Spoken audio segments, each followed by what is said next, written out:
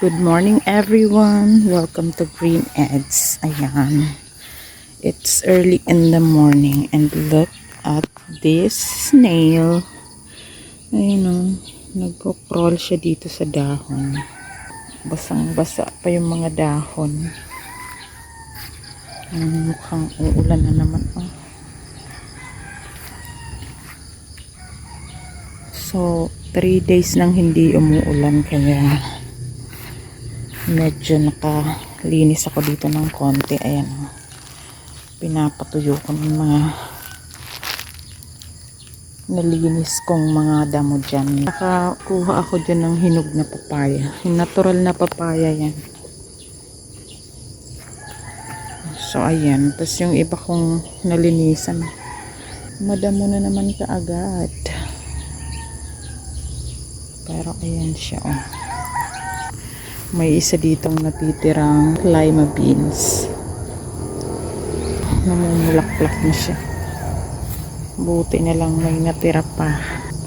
Kaso pagka tag-ulan ganito nangyayari. Nabubulok yung mga bunga niya. So ayan na. What's that? Look.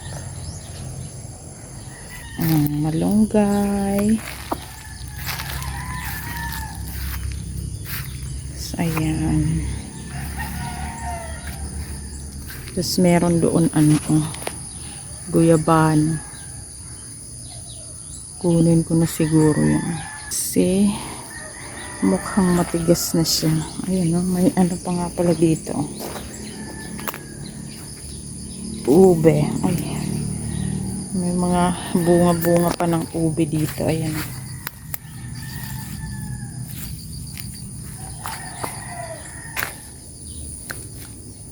Tapos may mga luya there. Kasi yung luya, mas preferred niya yung medyo hindi ganun kainit. Tsaka ayaw niya rin ng masyadong basang lupa palagi. At dito naman, ayan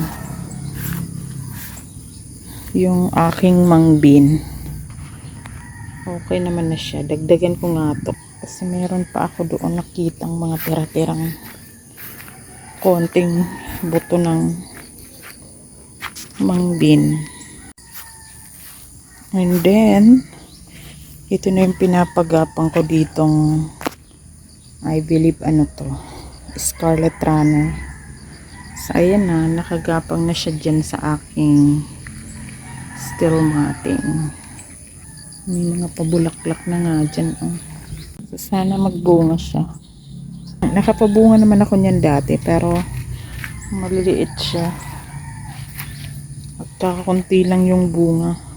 Pero kapag sa medyo malamig na lugar, ang ganda ng bunga niyan. Dito kasi super init. Yung bulaklak nito na abort nalaglag siya, so hindi nagtuloy yung bunga niya. Yung yan, lime. So ito dill. Ayan na siya. Tapos yan, pomegranate yan. Tapos ito, pina-experiment ko yan. Yung dulo lang yan ng sibuyas nilagay ko dyan. Baka sakaling mabuhay. Kasi may na siya, parang may mga fresh roots na siya. Namumulaklak na rin talaga tong ko dito. Pigeon pea sa likod. So there it is.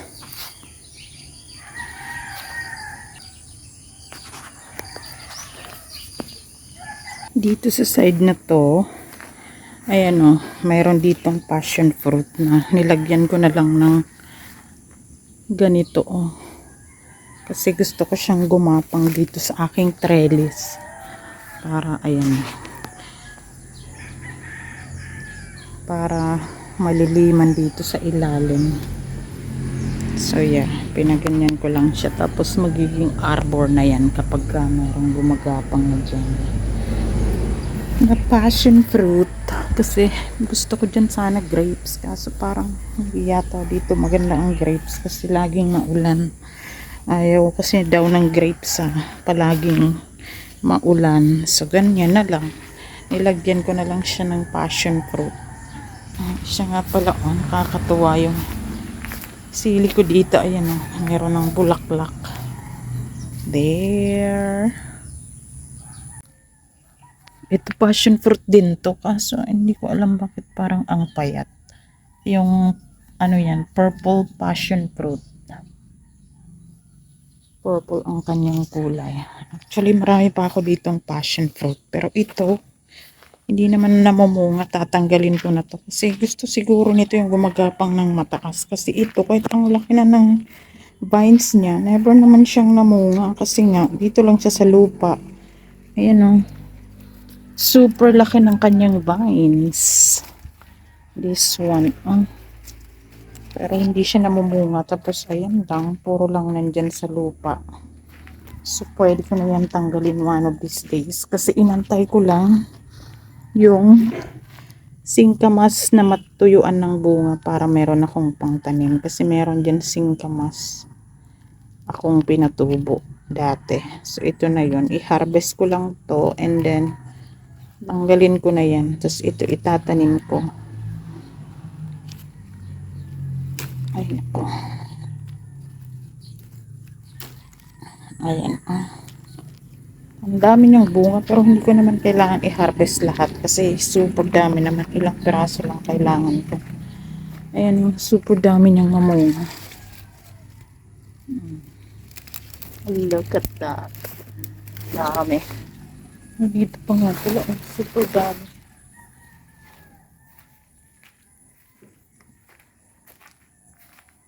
Whereas yung passion fruit ko dito, parang katatapos lang nito mamunga nung isang araw. Yung last kong na-harvest dito like 3 days ago. Pero, look, mayroon na naman siyang bulaklak. Kasi nakita ko lang kahapon. Ayan o, ang dami na naman yung bulaklak. Ang ganda niyan kahapon. Kasi hindi ko nakuha na ng video. At saka mabango pala ang bulaklak nito. Ayan na. So parang ano siya. Lagi-lagi siya sigurong mamamunga. Pero ito yung gusto niya. Kailangan mayroon siyang trellis. Kasi pag sa lupa, kahit ang laki na. Kasi magkaparehas lang to ng tinanim ko. Kaya lang ito, pinagapang ko dito. Yung sa kabila, hindi. Kaya hindi siya namamunga. Yan. Mga bulaklak. Ang ganda ng bulaklak niya.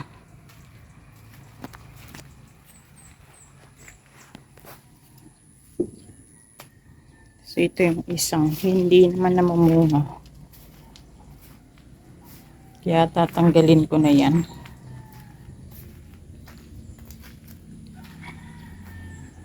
And then here, may isa pa ditong bell pepper. Super liit na. Ayan. Tapos ito, mayroong kumain ng mga dahon. Ang galing naman kumakain ng dahon. As in, inubos. Ayan o. Walang kadahon-dahon. Hindi ko alam kung anong kumakain ng dahon. Tapos ito, kung mapapansin nyo, may mga tuyong ganito. Dito sa path. Kasi katitrim ko lang yung perennial peanut. So dito ko lang siya nilagay kasi biomass pa yan. Ang bilis lang naman yung mabulok. So diyan ko lang siya nilalagay. Sa gitna. Kaya meron siyang ganyan. At abono pa yan sa lupa. Ayan o. Diba? And then, yung pinutol ko ditong malunggay, look, after ilang days, tumubo na kaagad, hindi pa naman, hayaan ko na lang siguro itong mamatay. Pero ayun, kasi natutuwa ako pag may mga new life. Ayan tumubo na naman siya. Kahit pabulok-bulok na nga yan. Kasi kabatuhan pa dyan. Kasi ito yung gagawin ko ng daanan dito sana. Ayan. Pero nakakadaan pa rin naman dito. Kaya okay lang siguro yan.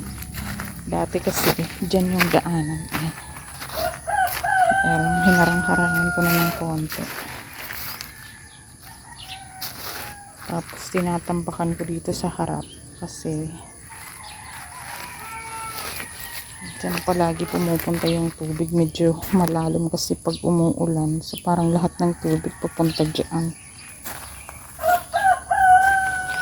So ayan. Ito yung pinapatay kong kahoy. Ayan na. Mamamatay yan ng very slowly. Yung bark niya tinatanggal. Ayan. Tapos dahan-dahan siyang mamamatay. Kasi masyadong makalat dito. At saka ano kasi yung mga dahon niya dito na nalalaglag sa loob ng property ko. So wala namang nag-aasikaso. Yung kahoy kasi yan super bilis lumaki.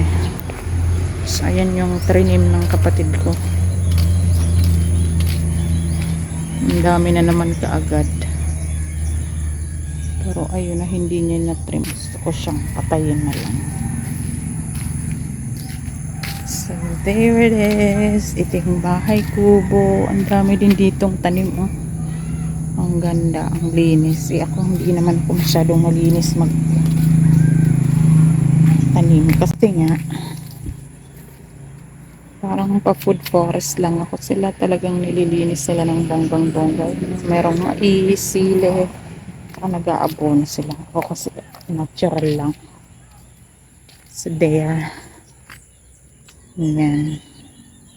Tapos dyan, sa babang yan, kalsada na yan. Uy, ang daming ibon.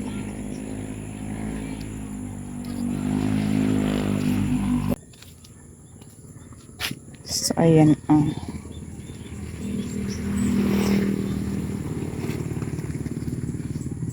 so ito yung papayang bago kong pitasin.